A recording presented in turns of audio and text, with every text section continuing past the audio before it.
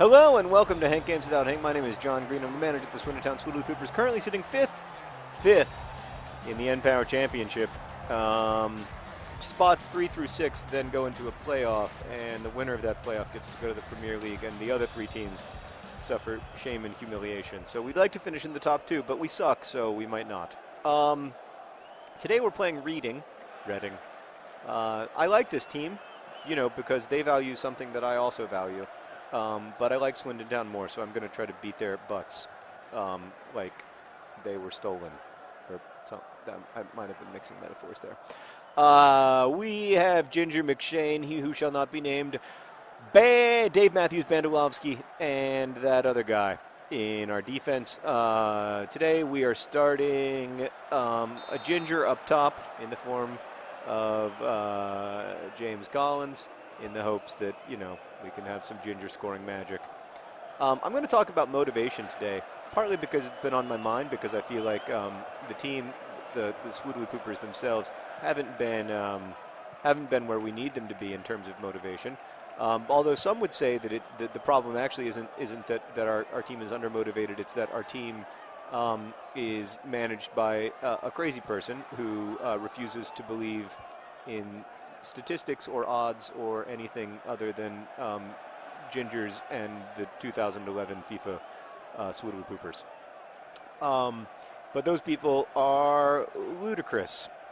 It's funny because a lot of you, after I talked about AFC Wimbledon and I talked about the idea of a team belonging to its fans, a lot of you were like, how can you talk about how much you like that, but at the same time manage the Swoodilypoopers in a way that is completely not in keeping with that was not offside.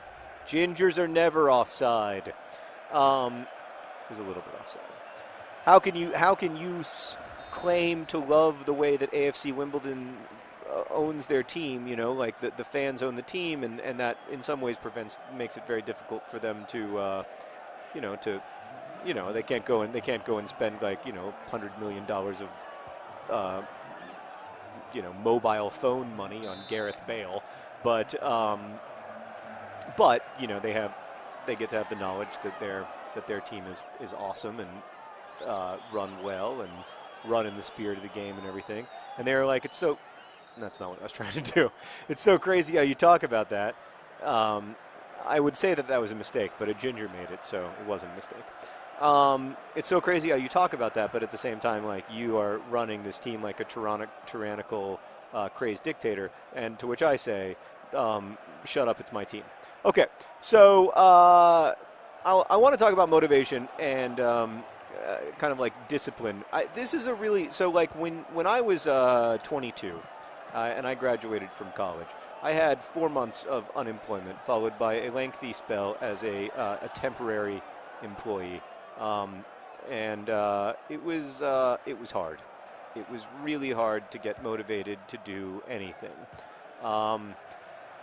It's hard because it feels, well, I was filling out resumes every day and sending out faxing. This was in the days of faxing, which was an insane thing that we did before scanners. I was filling out resumes every day and sending them out and never getting a call back, because it turns out that just sending out resumes isn't. Oh no, maybe he's offside. It's like 3 on none. Oh, good at reading, bad at finishing.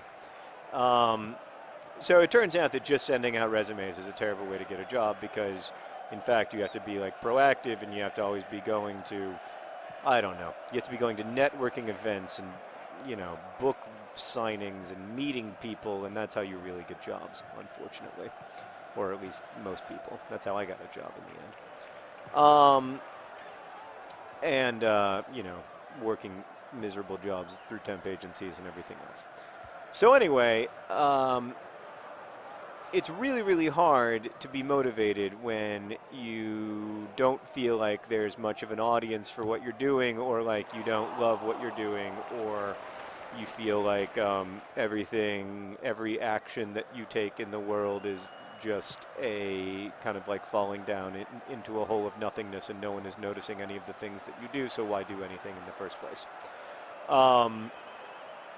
I am very familiar with that feeling, and I have to say it hasn't completely gone away from me, but it has certainly gotten a lot better. But most of the reason that it's gotten better is because I kind of know why I do the stuff that I do now. I do it for my family, and I do it for the people I get to make stuff with, like, you know, from my brother to the people who work in this office, but most importantly, the people I make stuff with, in the sense that sort of all of this, I'm blessed that all of the stuff that I do is a collaboration with the audience for that stuff. So even Swoodilypoopers, I know that you guys hate me right now because I have my particular opinions about how best to run this team, and I'm not willing at the moment, I have to say, I'm tired of the screaming in comments. I'm tired of the screaming in the stadium. But we're still making this together. You know, like this is real because we're making it real. Oh, by the way, speaking of super annoying things, James Collins handed in a transfer request. Now the transfer season is over, and I just told him he could go. Oh, he's a great poet! Not a great finisher. Wordsworth. Oh, and Meredith sneezed. I don't know if you guys could hear that. Here is the best solution I have. You must force yourself to make things and do things, because on the days when you make and do things, you will feel much better than on the days you don't. If you find it really impossible to make and do things, it's possible that you aren't just suffering from a lack of motivation, but in fact you're suffering from some kind of depression. And in that case, the solution. Oh, it has to be, and it is at last. It's John Green with the robot. Oh, he is almost like a robot in the sense that robots also are extremely reliable. I mean, look at that finishing touch, and then right into the top corner of the net. Side netting, that's everything that you could want from a finish. And it's John Green. Other John Green, here's, what is a sign of class? Like, other John Green, when he talked to me, he made it pretty clear that he wasn't in love with my current managerial style. And I made it pretty clear to him that he could go, to quote an old Vlogbrothers video, he could go suck on that bone. But our locker room relationship has stayed excellent.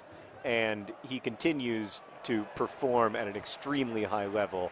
And so I appreciate him being a loyal soldier to Swindon Town, even if at the moment he and I aren't seeing eye to eye on everything. It's difficult to make yourself do stuff, but it is precise. The reason you must do it is because it is difficult. That is precisely why you must sort of work extra hard to try to accomplish things. You also, I think it's really helpful to acknowledge your accomplishments and congratulate yourself for them, even if no one else will.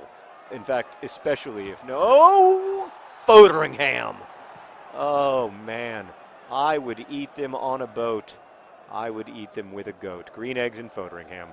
What a fantastic keeper. I haven't heard a peep out of him in all of this. He just goes about his business, trying to stop shots whenever he can. One of the greatest keepers in the history of Swindon Town. Would I like to be starting Fat Lucas? Sure, but he's not in FIFA 13.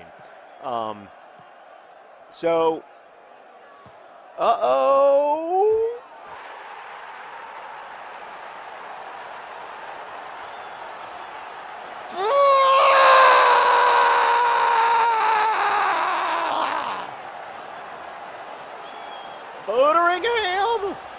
Let's take a look at that, because I'm pretty sure it went off of Fotheringham's hand. It did. It missed the net. And then Fotheringham was like, oh, I bet it can hit the back of me. And it did, and it went in the net. That should have been an own goal. Oh. Meredith, are we ever going to win again, or are we just going to have draws until the end of time? We win in the FA Cup, we win in the Capital One Cup, but we never win in the league. And that is a recipe for disaster. I mean, I might seriously, like, one of my job goals is to make sure that we get to the Premier League. Like earlier this year, that's one of the goals that was given me by the board, and also I know by all of you, that's your expectation as well. And like, what if I could totally get fired I mean, I hope I don't, but like, I don't even know what to do. Hold on. I'm going to make a substitution. That's what I'm going to do right now. So, yeah, it's when you do things, congratulate yourself for them and understand that they were difficult. Like, that it is difficult to send out resumes, that it is difficult to kind of like keep going in the face of, not having a lot of positive, news or whatever, like coming out. Like, it is difficult. It's difficult to keep going.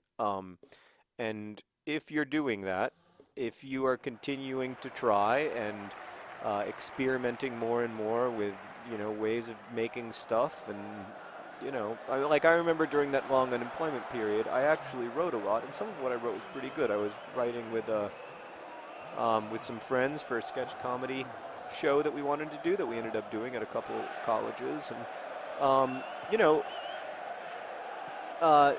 don't.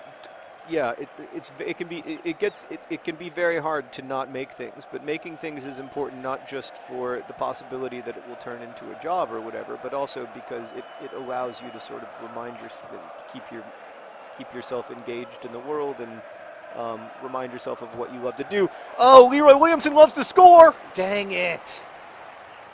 Oh, Leroy Williamson not finishing like I'd like him to. So yeah, that's basically my hope is that you will find ways to kind of continue working, but give yourself credit for the fact that it is hard. It's hard for everyone, and particularly these days when a massive percentage of people under the age of 30 are unemployed and having difficulty sort of finding their way into the workforce in their fields, and give yourself a little credit. Be as forgiving of yourself as you can, because that is not easy. It will happen. You will find work that interests you. That period of life in your I quite enjoyed college, but man, the few years after are really hard. Hey, guess what the result was? It was a flip and draw. Why are we congratulating? Well, I mean, no one to congratulate Green Eggs and Fotheringham. He's a great man with a great goatee, but